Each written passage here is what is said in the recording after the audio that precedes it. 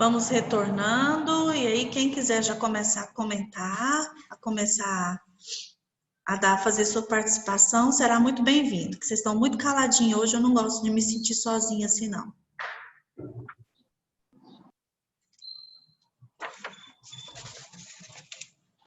Mas estão calados mesmo, gente, olha só.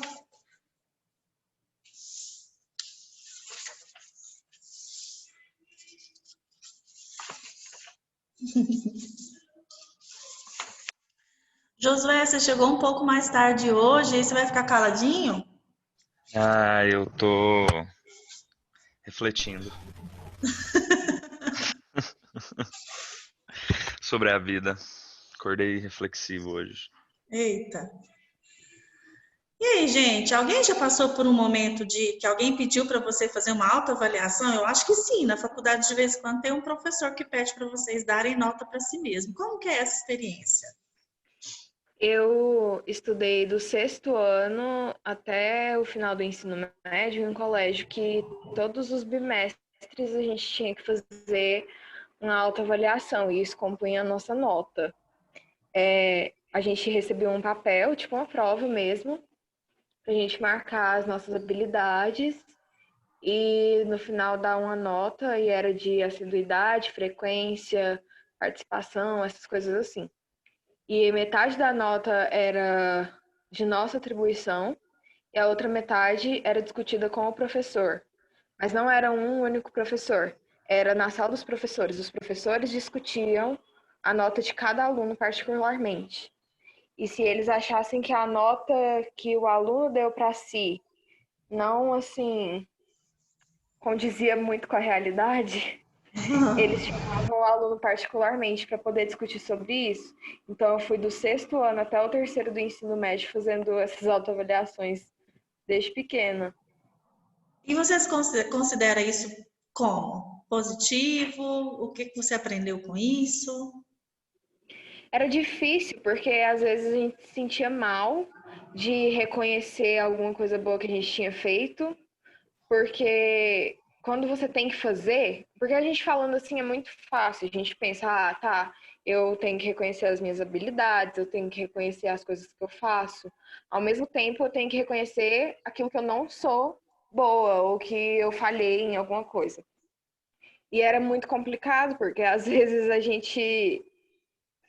Eu já cheguei em situações de abaixar a minha nota porque eu me senti mal de colocar uma nota muito alta em relação aos meus colegas. E aí eu recebia bronca de professor, às vezes eu colocava nota muito baixa, que não tinha nada a ver. Agora eu tô pensando, será que não, não tem muito a ver com essa situação de superioridade ilusória? Eu fiquei, meu Deus, eu tô me pondo num patamar muito alto. E... Mas Não, eu fiquei me sentindo eu bem mal. acredito que é o contrário, Ana Luísa. Você não está com a superioridade ilusória. Você está sendo impostora de você mesma. Você tem habilidades, na época você tinha habilidades, mas você não reconhecia essas habilidades por alguns motivos, né, que você já expôs, Uhum. para não ser vista com maus olhos, ou mesmo por não acreditar em si mesma, porque existe essa insegurança, né? Não é possível que eu vou ser nota 9, que eu vou ser nota 8, sendo que os meus colegas estão tudo com nota 6, nota 7. Não, eu vou me dar um 6, um 5 aqui para ficar mais ou menos na média. Isso é o que o efeito o Kruger está falando. As pessoas que têm capacidade não reconhecem que têm, e Uhum. aqueles que não têm acham que têm. O grande achado desse efeito Kruger que eles falam. Eu não sabia que tinha uma área que estudava especificamente isso. Achei isso muito interessante. Fiquei lembrando desse período da minha vida. Achei muito interessante. Sim, existe gente para estudar tudo, inclusive a psicologia social, ela é interessante demais. Tem experimento em áreas que a gente fica assim, gente, já pesquisaram sobre isso? Como assim? É muito interessante. Alguém mais quer falar de uma experiência pessoal que já fez uma autoavaliação ou como que foi essa experiência? Você acha... Oi, Juliana, você vai falar? Falar sobre sobre essa aula de hoje, eu já havia pensado algo mais ou menos parecido com isso, porque como eu trabalho e vivo muito no meio artístico, né, trabalho com música e tal, a gente vivencia muito isso com relação aos artistas, aos músicos, né? É Ah, muito difícil se lidar com esses sentimentos, porque você sempre se acha superior, você sempre se acha o melhor. Então é muito difícil você reconhecer que você precisa de ajuste, que você precisa de aperfeiçoamento, porque você sempre se considera melhor que o outro grupo, melhor que o outro cantor. Então isso sempre acontece, eu já vivenciei muito isso, eu já tinha pensado sobre isso. E como você falou, tem experimento de tudo, né? E agora eu vi que tem um experimento sobre isso. sobre excesso de confiança, a síndrome da confiança excessiva. Chama síndrome não, chama fenômeno. A síndrome é do impostor. E aqui, nesse caso, é fenômeno da confiança excessiva. Alguém mais quer falar de alguma experiência a respeito de autoavaliação? Achei interessante. Obrigada, Ana Luísa. Obrigada, Juliana, expor as suas experiências pessoais. Não? Então, vou prosseguir com o segundo assunto, que é dentro do mesmo capítulo, dentro da mesma linha de raciocínio, que é o erro de atribuição. Mais ou menos isso que a gente já está conversando entra na questão que nós vamos conversar agora. Que, às vezes, a gente erra fazendo algumas atribuições. Eu vou fazer de novo o compartilhamento de tela para mostrar um texto para vocês, para falar sobre o erro fundamental de atribuição.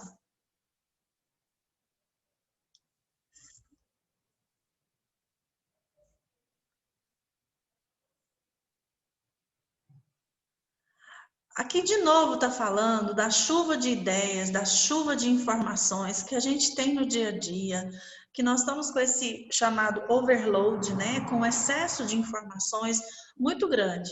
E muitas vezes a gente tem que tomar alguma decisão, algumas decisões mais importantes, outras menos importantes, e a gente tem que tomar a decisão baseado nas informações que a gente tem a respeito daquele assunto, ou a gente vai buscar alguma informação para tomar alguma decisão.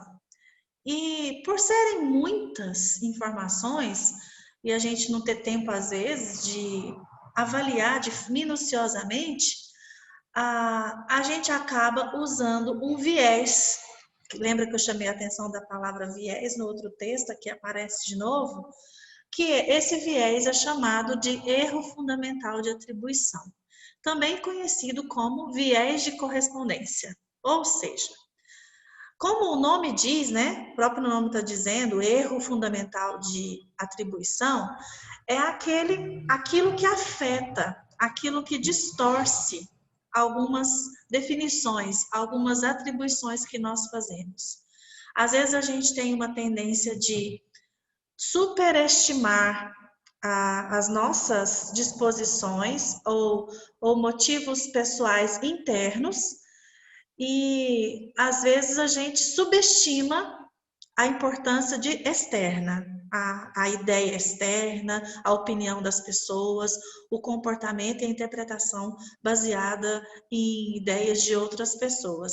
Isso é erro fundamental de atribuição.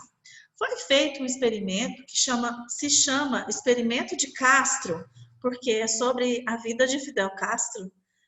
Edward Jones e Kate Davis é que fizeram esse experimento para comprovar como é que funciona a atribuição. Como que a gente atribui aspectos positivos, valores positivos e valores negativos para as pessoas, para as situações. Eles queriam estudar, de fato, como que funciona a nossa crítica, ou uma atitude favorável ou desfavorável. Como que funcionou esse experimento? Os participantes receberam alguns textos a respeito de Fidel Castro. Uns eram a favor, alguns textos eram a favor e outros eram contra. E eles tiveram que atribuir, qualificar os escritores. Eles estavam avaliando os escritores e não Fidel Castro. Só que as atribuições que eles fizeram foram atribuídas ao texto. Eles acabaram falando coisas a favor para quem tinha uma atitude favorável ao Fidel Castro e eles acabaram falando contra as pessoas que estavam sendo desfavoráveis ao Fidel Castro. Então, até aí o resultado estava ok. Era isso mesmo que os dois lá que estavam fazendo o experimento estavam esperando.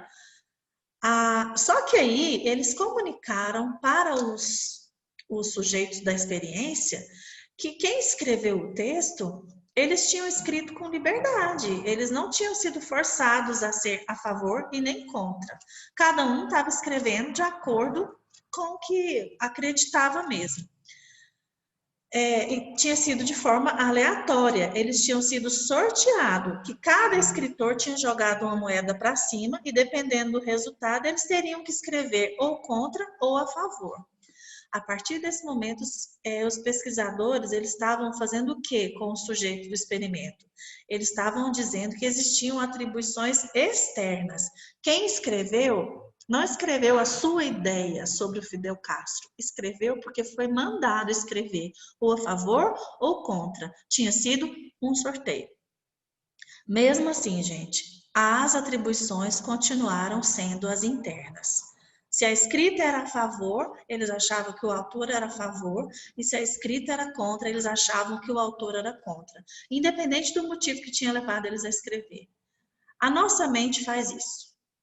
Quer ver? Eu vou dar um outro exemplo que talvez fica mais claro. Quando eu estava lendo esse texto, eu pensei nesse exemplo.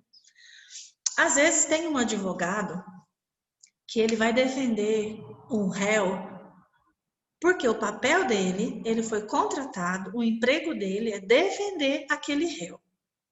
Ele não necessariamente concorda com a atitude da pessoa que o contratou. Ele não concorda com o que aquela pessoa fez, mas ele tem que defender aquela pessoa. E aí, a mídia, as pessoas em geral, caem matando em cima do advogado, porque ele está defendendo. Ele é um idiota, ele é um podre. Como é que pode pensar desse jeito? Gente, não é ele que pensa, ele está defendendo, porque é o papel dele defender aquele indivíduo que o contratou para defendê-lo. Entenderam o exemplo que eu quis dar, que eu mais ou menos imaginei? Como as pessoas misturam as atitudes com o caráter, né? É a profissão do advogado, é a profissão, pensa no publicitário. Ontem à noite eu estava dando aula para o pessoal da publicidade e propaganda, né? E não exatamente nesse tema aqui, não exatamente nesse assunto, a gente estava falando sobre outro assunto, mas eu acabei conversando com eles sobre as possibilidades, né? Eu levei-os a pensar eticamente e depois fiz a seguinte pergunta. Vocês já imaginaram que vocês têm seus conceitos pessoais, os seus princípios, os seus valores, aí alguém vem e te pede para fazer um serviço, uma publicidade, um material publicitário. Seja um post, seja um folder, seja um outdoor, você tem que fazer uma arte, você tem que fazer um texto para uma coisa que você não concorda. Aí eu pensei, o que, por exemplo, que poderia ser uma propaganda com a qual você não concorda? Aí eu peguei pesado, eu falei assim, pode ser uma publicidade de uma casa de prostituição, pode ser a publicidade de um produto falso. Como é que é o nome para produto falso? Eu não posso falar produto falso, não, é réplica. Eu acho muito interessante. A gente não pode falar o produto é falso. Não é falso, é uma réplica. Todo mundo sabe que é a réplica da Louis Vuitton, é a réplica da Prada. E aí você tem que fazer uma propaganda sobre isso. Você vive falando sobre falsidade, sobre grife. E aí a gente começou a conversar sobre isso. Aí alguns deles tiveram essa ideia aqui inversa dessa aula que a gente está tendo. Eles falaram, professora, mas eu sou um publicitário, não significa que eu concordo com tudo que eu estou fazendo na propaganda. Eu estou fazendo uma propaganda para a qual eu fui contratado para fazer. Mas, gente, algumas pessoas se incomodam, não são todas que conseguem fazer isso, não. E aí foi quando eu disse para eles, e alguns deles se incomodaram, né? E aí foi quando eu disse para eles, vocês não são obrigados a fazer todo o serviço que vem à mão de vocês. Assim como o advogado não é obrigado a defender todo tipo de crime que vem, todo tipo de caso que chega às suas mãos, assim como vamos chegar na psicologia, o psicólogo também não tem que atender todo tipo de problema que chega para ele. Nós temos limitações. E aí a gente tem que respeitar essas limitações. E voltando para a questão das atribuições, para o viés de atribuição, que lição que a gente pode aprender isso? Que as pessoas julgam, olha a quantidade de dedo que está sendo apontado aqui para essa pessoa. As pessoas julgam, as pessoas são julgadas, nós julgamos. E que dentro da psicologia nós temos que retirar qualquer posição de julgamento para a gente conseguir trabalhar. E é fácil isso, gente? Não é fácil. Bom, vamos continuar aqui. Vocês estão muito caladinhos hoje. Meu Deus do céu. Tomara que é porque estejam prestando atenção e estão gostando e não exatamente estão... Vocês estão aqui comigo, né? Então tá bom. Mas o que são atribuições internas e atribuições externas? Mais ou menos já ficou claro, eu fui explicando ali atrás sobre isso, mas vamos nos ater a esses conceitos. Uma atribuição interna é aquela que a pessoa é responsável pelo resultado. Tem a ver com a sua personalidade, tem a ver com a sua atitude, com as suas características.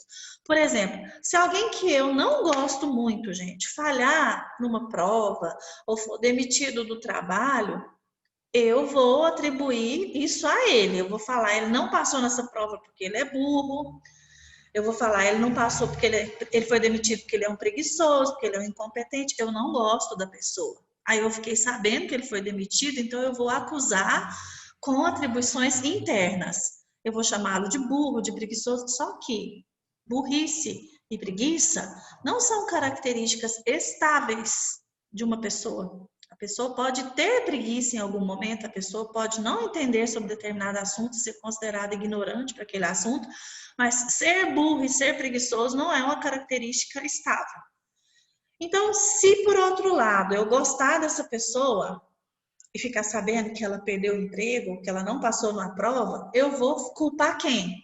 Eu vou culpar as atribuições externas. Espera aí que eu tenho que colocar o computador na tomada que ele chiou.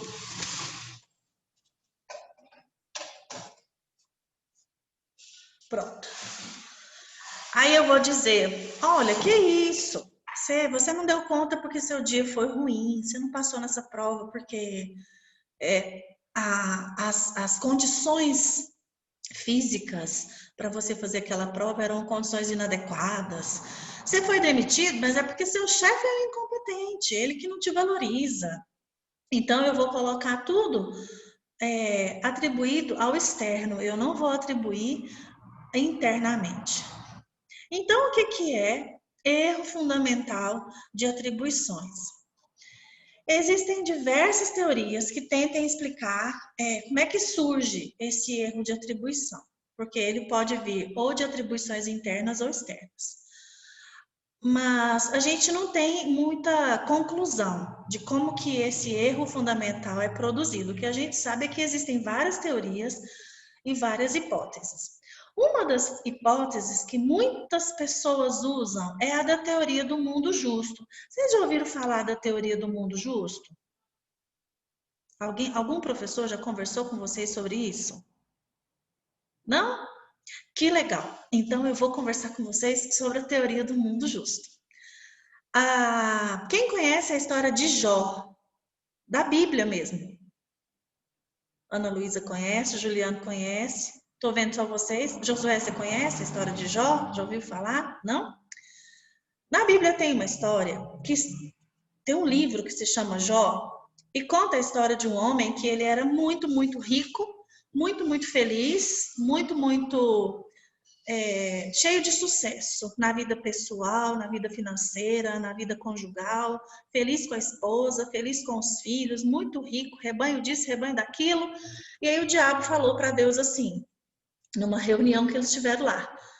Ah, ele é feliz desse jeito porque ele tem tudo. Deixa eu tirar as coisas que ele tem para você ver se ele não vai ficar triste, se ele não vai te abandonar. Ele segue você porque você está sendo bom para ele. E aí Deus permitiu. Deus permitiu e só falou assim, não toque nele, não toque na vida dele. O resto você pode fazer o que você quiser. E aí o diabo veio com tudo, detonou com a vida, com o povo de Jó, acabou com o rebanho, foi furacão, foi fogo, foi tempestade, caiu a casa em cima de um monte de filho, a esposa ficou com raiva dele, abandonou ele, e ele ficou sozinho, pobre, sem família, sem nada. E aí sabe o que Jó falou? Deus deu, Deus tirou. Bendito seja o nome do Senhor. Ele não falhou, a fé dele não falhou, porque as coisas que ele tinha, ele perdeu. Por isso que a fé de Jó, gente, fala muito que a gente tem que ter a fé de Jó, a gente tem que seguir o exemplo de Jó, porque ele não mudou o seu pensamento a respeito de Deus, porque ele perdeu as coisas que ele tinha, as pessoas que ele tinha. Tá certo que depois, no final da história, no livro de Jó, tudo que ele tinha é restaurado, e muitas vezes mais em relação ao que ele tinha. Ele consegue recuperar a sua vida, refazer uma família e etc. Mas aí, o que as pessoas utilizam de maneira equivocada, inclusive usando essa história de Jó ao inverso, porque a história de Jó não é a teoria do mundo justo. A teoria do mundo justo é, as pessoas recebem o que elas merecem. Então, você anda direitinho, que você vai receber a paga por isso. A gente colhe o que a gente planta. Quem nunca ouviu esse ditado popular? Vai lá, meu filho. Seja bondoso, seja gentil, seja amável com as pessoas, porque a gente colhe o que a gente planta. Só que não é assim que funciona. O mal e o bem, ele sucede na vida de todo mundo. Com qualquer pessoa pode acontecer uma fatalidade. A pessoa pode ser honesta, a pessoa pode ser boa com todo mundo, e ela pode ter um câncer. E ela pode perder um filho. E ela pode passar por tragédias na vida. E aí vem os amigos de Jó, né? Na Bíblia tem um momento que os amigos de Jó, na verdade, são amigos da onça, não são amigos de Jó. Eles vêm conversar e vêm cutucar Jó e falar assim, e aí, cadê seu Deus? Você não segue a um Deus? Você não serve a um Deus? Como é que ele permitiu que isso tudo acontecesse? Por quê? Porque essas pessoas acham que quem serve a Deus, a esse Deus, não, jamais um exemplo como Jó poderia ter acontecido o que aconteceu na vida dele, porque ele era bom, porque ele era fiel, ele pagava as suas ofertas, ele pagava bem seus funcionários, então ele não poderia ter sofrido o mal. Por quê? Porque as pessoas têm a crença do mundo justo, que o que é bom acontece com quem é bom merece o bem. Se for um bandido, merece a morte. Nossa, esse merecia, né? Esse merecia um câncer, esse merecia morrer, esse merecia ficar paralítico. Quantas vezes a gente escuta as pessoas falarem isso? Porque ele é um ladrão, porque ele é um malfeitor, então ele merece a justiça de Deus. Não, gente, isso não é justiça de Deus, não. Isso é crença popular de que existe um mundo justo onde quem faz o bem colhe o bem, quem faz o mal colhe o mal. Inclusive, as pessoas tendem a pensar isso de maneira tão errada que quando eu passei a experiência de vida pior que eu passei, que foi ficar mais de 50 dias no hospital com o Pedro, que eu já contei essa história para vocês, quando ele estava lá hospitalizado, uma situação de vida ou morte, vieram pessoas perguntar para o pai dele quem é que estava em pecado. Por que Deus estava permitindo, né, esse tipo de coisa acontecer na nossa vida? Porque algum de nós estava em pecado. Porque se a gente tivesse... muito infeliz para conseguir fazer um comentário desse. Nossa, fiquei indignada. Eu sei, Ana. E muita gente fica indignada. Você vai falar, Tati, que uma pessoa dessa não merece sofrer, não? Falar um negócio desse pra uma mãe? Ah, não. Você tá tirando. Aí tem que dar na cara mesmo. Ele vai depois acertar as contas dele com Deus. Eu não posso fazer justiça com as próprias mãos e nem desejar o mal dele, porque Não foi uma pessoa ou duas, não, gente. E isso a gente... Não vou falar, não. Essa frase eu não vou falar, não, porque eu vou escandalizar os outros. Deixa quieto. Mas o que eu... Juliana e Ana Luísa entenderam. Ai, ai.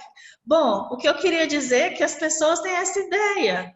Se eu estou na igreja, se eu estou sendo fiel, se eu estou pagando meu dízimo, se eu sou honesta, se eu sou fiel ao meu cônjuge, se eu estou fazendo tudo certinho, não tem como acontecer um acidente na minha vida, não tem como acontecer uma morte na minha vida. Como assim? Essas pessoas caem na fé com muita facilidade, porque aí quando vem uma tribulação na vida delas, elas vão questionar, ai Deus, como assim? Eu tô certinha? E vai pôr Deus na parede, né? Quem é você para fazer um trem desse comigo? Permitir acontecer uma coisa dessa comigo? Eu não mereço, não. Essas pessoas, elas tendem a pensar exatamente com a teoria do mundo justo. Gente, e é muita gente que pensa assim. São a maioria das pessoas que pensam assim, não é um ou dois, não. Muita gente tem esse formato de atribuir os fracassos e sucessos da sua vida baseado nessa crença de que a gente tem controle sobre a nossa vida. E que se a gente semear o bem, a gente vai colher o bem. Se a gente semear o mal, a gente vai colher o mal. Bom, é bem mais provável, vamos combinar, né? Que a teoria não é de todo, assim, completamente errada, não. Porque senão eu vou deixar o povo muito na solta, assim, muito libertino. É bem mais provável acontecer coisas ruins, tragédias, violência, com quem estiver num meio que promove a violência. Vou dar um exemplo bem claro. É bem mais fácil você receber um tiro se você estiver no meio de uma festa onde tem gente bebendo e ficando louca. É bem mais fácil você ser vítima de violência numa situação dessa do que se você estivesse na igreja rezando. Isso não significa que nunca quem estiver dentro da igreja não vai ganhar um tiro. Já aconteceu tragédia, entrar a pessoa louca tirando dentro da igreja, já aconteceu. Mas é mais difícil, né? Então a gente não pode deixar de pensar nas exceções. Mas o problema é que essa crença do mundo justo, quem pensa assim, vive desse jeito. E viver desse jeito é viver assim, ó, gente. Viver sem olhar para os lados, sem ampliar pensamento, imaginando que tem controle sobre as próprias vidas. E nós não temos controle sobre a nossa vida. Esse é um erro fundamental de atribuição. Achar que pessoas recebem o que merecem e mereceriam o que recebem. Outra teoria que fala também, uma outra hipótese que explica o erro fundamental de atribuição é a respeito da comunicação. Quando a gente presta atenção numa ação, o indivíduo, ele vira ponto referencial e a gente ignora a situação, como se a situação fosse um simples pano de fundo. A gente foca só no indivíduo. Por isso que a gente atribui o comportamento baseando-se nas pessoas que a gente observa. Quando a gente observa nós mesmos, a gente acaba sendo mais consciente das forças que atuam sobre nós. E aí a gente vai ter condição de entender as atribuições externas. Mas quando a pessoa presta atenção só no indivíduo, ele vai ignorar a situação e vai prestar atenção só na pessoa e não nos elementos que tem ao redor dela. Outra questão que a gente precisa falar é que o erro fundamental de atribuição, ele não acontece da mesma maneira no mundo todo. É mais comum nas culturas individualistas, na nossa, aqui do pessoal do Ocidente. As pessoas, quanto mais individualistas, mais elas caem nesse viés. Por exemplo, os asiáticos, eles já não têm esse problema. Por quê? Porque eles atribuem o comportamento a si mesmos, eles não atribuem o comportamento à situação, aos outros. Então, a gente percebe que o erro fundamental de atribuição, ele é orientado para a cultura. Uma diferença clássica a gente pode perceber é nos quadros, nas pinturas, nas obras de artes. Quando é um quadro ocidental, retrata uma figura de uma pessoa, a pessoa ocupa grande parte da tela, e quase não tem o pano de fundo. Por outro lado, lá no Japão, os quadros mostram as pessoas muito pequenininhas e as paisagens muito perfeitas em detalhes. A gente quase percebe a folha voando ao vento, assim, num quadro que eles fazem. Porque eles dão muito mais importância ao todo, ao plano de fundo, do que aos indivíduos. Olha só que interessante. Os vieses que às vezes são difíceis da gente evitar. Por quê? Porque a gente é influenciado pela nossa cultura. Mas existem algumas técnicas para a gente evitar isso. Quem que já agora vocês estão conscientes de que existem esses erros de atribuição, que existe esse viés, a gente pode ter um pouco mais de consciência e tentar corrigir os erros. Quais são algumas técnicas para a gente corrigir o erro fundamental da atribuição? Três técnicas. Prestar atenção nas informações do consenso. Se muitas pessoas se comportam da mesma forma, então essa pode ser a causa da situação. Então a gente tem que sempre prestar atenção no consenso, prestar atenção na opinião das pessoas de maneira mais diversificada. Segundo, para a gente evitar o erro de atribuição, pergunta a si mesmo como que você agiria na mesma situação. Ou seja, Josué, aquela pessoa que fez a pergunta que fez para mim, se ela tivesse se colocado no meu lugar, ela não teria feito essa pergunta idiota para mim. Então, a gente se colocar no lugar do outro, empatia. Então, a empatia é uma técnica que pode corrigir o erro fundamental de atribuição. E uma terceira técnica que pode ajudar a gente a corrigir o erro fundamental de atribuição é buscar alguma causa que passou despercebida. Buscar talvez os fatores menos importantes, buscar algum exemplo, um elemento que ninguém perguntou sobre aquilo. Talvez não ser tão causalista, tão direto. Isso aconteceu porque fulano fez isso. Não existe isso na vida. A vida não é tão equacional como na matemática. É lógico que existem as leis da física, não podemos negar. Mas a gente não pode dizer o fulano morreu porque ele viveu para morrer desse jeito. A tia da fulana tá com mal de Parkinson, mas vocês lembram tanto que ela era ruim? Gente, a gente não pode atribuir, isso é erro de atribuição, fundamental de atribuição. Como psicólogos, nós temos que prestar atenção para não cometer esse erro fundamental de atribuição e perceber isso nas pessoas, alertar as pessoas de que isso pode acontecer e como fazer para essa pessoa mudar o seu pensamento. Participem agora, por favor. Eu vou calar minha boca, que eu já falei demais. Estou morrendo de sede, minha água já acabou. Ai, ai.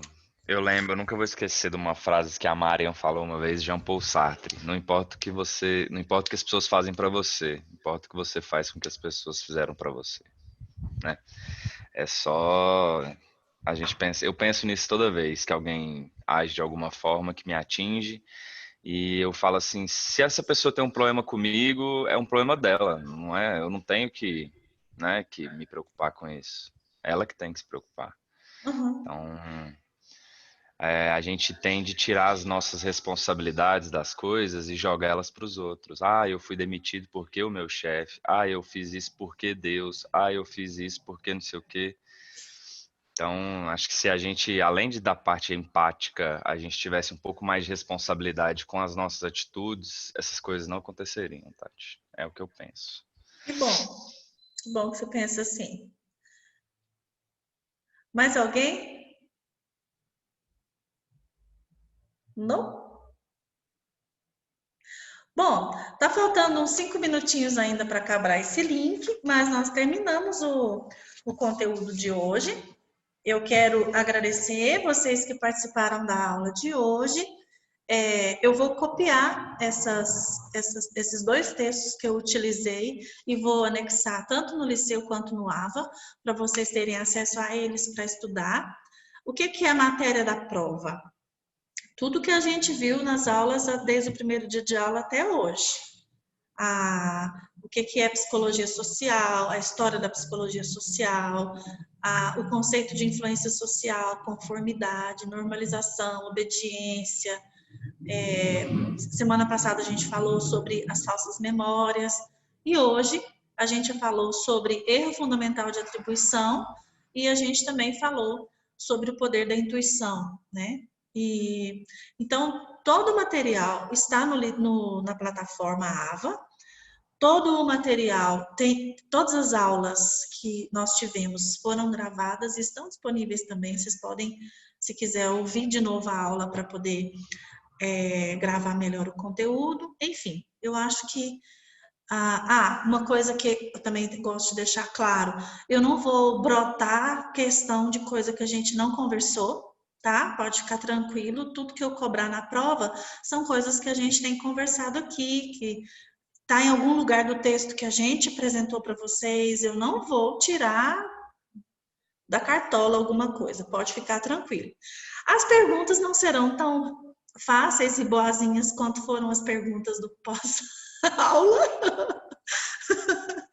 mas serão perguntas que vão fazer vocês pensar um pouquinho mais. Oi? Você para com isso. Agora pode fazer pergunta facinha também. Tá de maldade, Tati. Pode parar. Pode pôr aquela do Hitler, lá do Hitler, inclusive. Pode mesmo, viu? Não, gente, eu arrependi demais porque eu pus aquela pergunta lá. Na hora de fazer, eu esqueci. Que pergunta? Deixa eu saber. Você não fez ainda, Não vai lá fez? fazer o pós-aula que tem. A Tati colocou assim, ó. Qual desses teóricos não é da história da psicologia social? Aí as opções. Tinha Jung, Hitler. Freud, Moscovici. qual mais? Que era... Tinha algum outro. E a última opção, Hitler. Sumiu todo mundo da minha cabeça, gente. Eu tava lá de noite fazendo aquela questão. Hitler. Por quê? Vou explicar. Essa pergunta tem um fundamento. Eu fui pensar, a psicologia social, ela é um cabide muito grande, é um guarda-chuva muito grande, e que muitas teorias são parte da psicologia social. Vocês estão vendo que a gente está citando até Freud e Jung, inconsciente coletivo, até isso, psicanálise, a gente está citando na psicologia social. Skinner ninguém cita, né? Pois é, isso que eu ia falar agora. Skinner não está citado diretamente, mas existe behaviorismo dentro da psicologia social. O que são esses experimentos? Se não são comportamentalistas. O que são esses experimentos? Né? Então, eu fiquei com vontade de citar o Skinner, mas pensei, não, mas os experimentos são muito behavioristas. Não vou citar o Skinner, não, que eu vou estar fazendo coisa errada. Gente, quem que eu ponho aqui? Até o Sócrates e o Platão, a gente falou deles. Quem que eu ponho? Eu falei, vou pôr o Hitler, sabe? Porque tinha um slide que tinha figurinha de autoridade do Hitler lá. Mas, Tati, se você for parar pra pensar, fez Hitler também. faz parte. Por causa que... Não, ele não é teórico, pelo amor de Deus. Se não tivesse a palavra teórico, Não, se não tivesse a palavrinha teórico, funcionaria. Quais são os teóricos da psicologia social? O Hitler não é teórico, não, pelo amor de Deus. Deixa eu me justificar, Ana Luísa, por favor. Ai, gente, me divirto muito com vocês. Vou sentir falta de vocês, né? Semana que vem, que a gente não vai ter live. Enquanto isso, eu fico curtindo os stories de você, vendo os gatinhos do Josué, morrendo de rir dos trem que ele posta. Gente, vê hoje o da minha mãe, vocês vão morrer de rir, velho. Eu vi. Vai acabar o link agora, e aí desejo uma boa semana de prova para todos vocês. Se precisar de qualquer coisa, se tiver alguma dúvida, não na hora da prova, mas quando vocês estiverem estudando, podem falar comigo, tá bom? Tá bom. Um beijo. Então, tchau. Bom fim de semana, Tati. Beijo. Bom fim de semana para vocês também. Tchau, Lucas. Agora você aparece, né?